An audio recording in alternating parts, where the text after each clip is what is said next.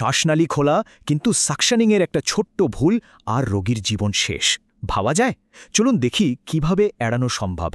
আজকের এই দ্রুত বিশ্লেষণে আমরা সেকেলে সাকশনিং পদ্ধতিগুলো বাদ দিয়ে বিজ্ঞানভিত্তিক আধুনিক উপায়গুলো জানব।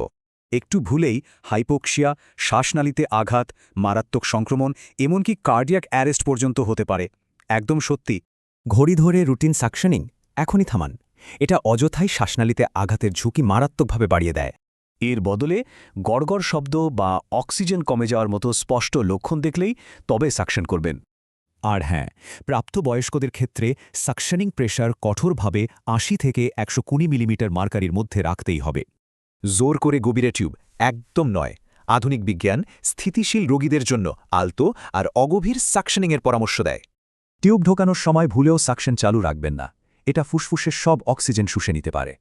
অ্যারিদমিয়া এড়ানোর গোল্ডেন রুলটা হল সাকশনিংয়ের সময়কাল কোনোভাবেই ১০ থেকে ১৫ সেকেন্ডের বেশি হওয়া যাবে না। হাইপোক্সিয়া রুখতে সাকশনিংয়ের আগে ও পরে ভেন্টিলেটর দিয়ে হাইপার অক্সিজেনেশন করাটা কিন্তু মাস্ট। অপরিষ্কার হাত বা দূষিত ক্যাথেটার, এগুলো থেকে শ্বাসনালীতে মারাত্মক সংক্রমণ ও নিউমোনিয়া গ্যারেন্টিড। রুটিন স্যালাইন দেওয়া? পুরনো এই প্র্যাকটিস আজই বাদ দিন। এটি ব্যাকটেরিয়াকে আরও গভীরে ঠেলে দেয় মাত্র। পুরো প্রক্রিয়ায় অক্সিজেন স্যাচুরেশন আর হার্ট রেট সার্বক্ষণিক মনিটর করাটা একেবারে বাধ্যতামূলক, কোনো ছাড় নেই। আর্দ্রতা কম থাকলে কফ ঘন হয়ে ব্লক তৈরি করে, তাই আধুনিক হিটেড হিউমিডিফিকেশন সিস্টেম সবচেয়ে সেরা। হঠাৎ অক্সিজেন বা হার্ট রেট কমে গেলে, রক্তপাত বা শ্বাসকষ্ট দেখলে সাথে সাথে সাকশনিং বন্ধ করুন। সহজ কথায় আধুনিক শ্বাসনালীর যত্নের মূল লক্ষ্যই হল ন্যূনতম আঘাত, সর্বোচ্চ অক্সিজেন এবং নিখুঁত সংক্রমণ প্রতিরোধ। সেকেলে পদ্ধতিগুলো কি রোগীদের জীবন বিপন্ন করছে? একটু ভাবুন।